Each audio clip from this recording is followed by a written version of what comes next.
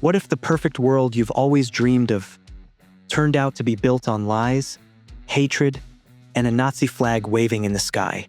In Peacemaker Season 2, Episode 6, James Gunn takes everything we thought we knew about Chris Smith's best dimension and rips it apart, while delivering John Cena's most powerful performance yet. All I've ever wanted is to be a real hero. You're one of us. We need you. You ready for the next adventure, pal? I'm gonna pretend you found that. Welcome back to Review. I'm glad you're here, because today we're diving into the most shocking episode of Peacemaker yet. Season 2, Episode 6, Ignorance is Chris. From a Superman cameo, to Rick Flag teaming up with Lex Luthor, to the terrifying reveal of Chris's so-called happy place. This episode is packed with twists, heartbreak, and raw emotion. If you love cinematic deep dives like this, don't forget to like the video, subscribe to Review, and hit the bell icon so you don't miss what's coming next. Now, let's break down every moment. John Cena's best performance yet. James Gunn wasn't exaggerating when he called this Cena's greatest work. Episode 6 opens with Chris, his father Augie, Keith, and Harcourt living in bliss inside an alternate dimension. They celebrate victories, pose for selfies with kids, and for once, Chris feels the warmth of family and love. It's heartfelt, tender, even funny, and that's where Cena shines. He's not just playing a muscle-bound anti-hero anymore.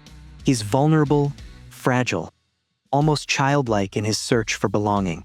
And it hits harder because of his past failures. After years of starring in forgettable films like Hidden Strike, Freelance, and the Vacation Friends series, Cena has often been criticized for lacking depth. But here, Gunn gives him the stage, and Cena delivers a performance that's both heartbreaking and deeply human. The brilliance of this scene is in the contrast. We, the audience, know something isn't right. The smiles, the togetherness, it feels too perfect. And that tension makes every laugh, every hug, feel like it's hanging by a thread. Harcourt's mission to save Chris. While Chris is lost in this illusion, the rest of the 11th Street kids aren't giving up on him. Harcourt, Adebayo, Chase, and Economos regroup at Adrian's home, where we get one of the most bizarre yet entertaining reveals. Adrian lives with his mom, and in his basement he's hoarded money, drugs, and weapons from old vigilante busts. From here, Emilia takes charge. She knows they need the quantum tunneling device, a strange, purse-like object Chris once used to jump between dimensions. Adrian hands her a code that leads directly to Chris's room in the best dimension. Sounds simple, but nothing in Peacemaker ever is. On the way, we get odd but telling moments of character humor. Chase admitting he lied to his mom about dating Emilia, for instance. But beneath the laughs is a ticking clock. Every delay means Chris slips further into the illusion of his perfect life. This segment balances absurd comedy with high stakes, a James Gunn trademark. It also raises an unsettling question. If Chris finally feels loved in this dimension, do his friends even have the right to pull him out? Harcourt's arrest and the chaos unfolds. Things spiral fast once Emilia steps into Chris's room. She tries to act casual, pretending she's just looking for her boyfriend. Keith offers to drive her to ARGUS, but instead of rescuing Chris, she ends up detained.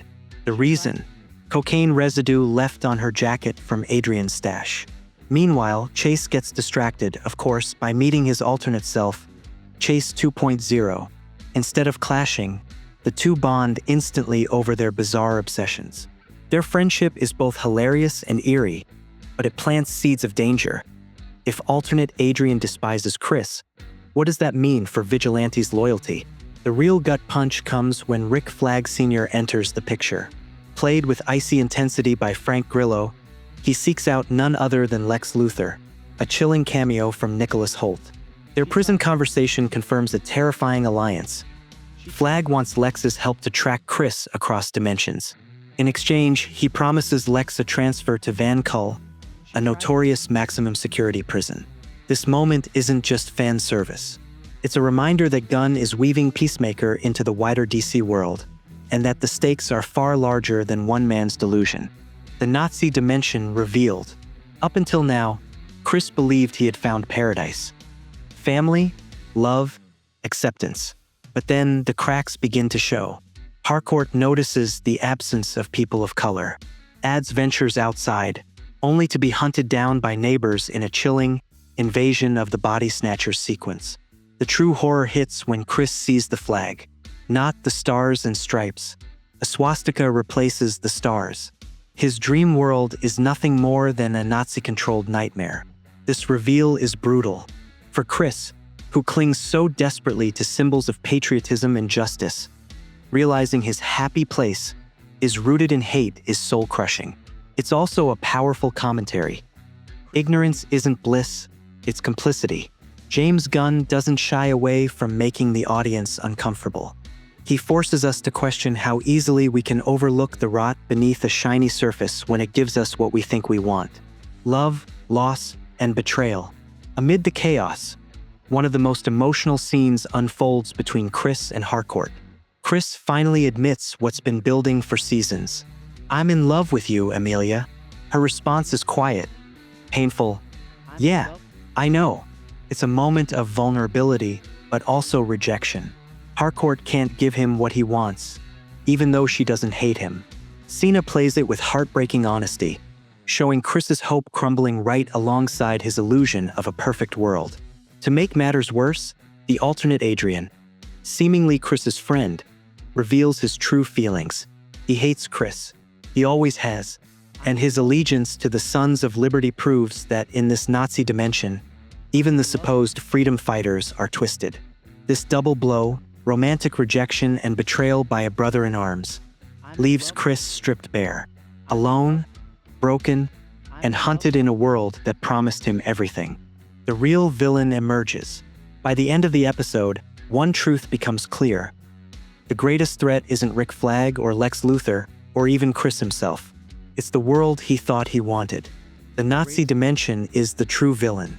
It lures people in with comfort and belonging, only to reveal its foundation of hate and oppression. For Chris, who has always sought love in the wrong places, this is the ultimate test of his growth as a character.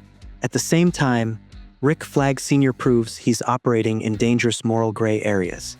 His alliance with Lex suggests bigger, darker plans are ahead. And Lex himself? Cold, calculating, bitter from years of prison, Holt plays him with a menace that lingers.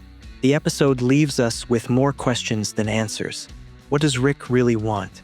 Who will survive the Nazi dimension? And will Chris finally learn the cost of choosing comfort over truth? Ignorance is Chris isn't just the best episode of Peacemaker this season. It's one of the boldest James Gunn has ever made. John Cena proves his critics wrong with a performance full of humor, heart, and heartbreak. And the shocking Nazi dimension twist flips everything on its head as we race toward the finale. But what do you think? Was this Cena's best performance yet? And how do you feel about Lex Luthor stepping into Peacemaker's world? Drop your thoughts in the comments. I'd love to hear them. If you enjoyed this deep dive, don't forget to like, subscribe, and hit the bell icon so you don't miss the next breakdown from Review. Until then, stay curious, stay critical, and I'll see you in the next one.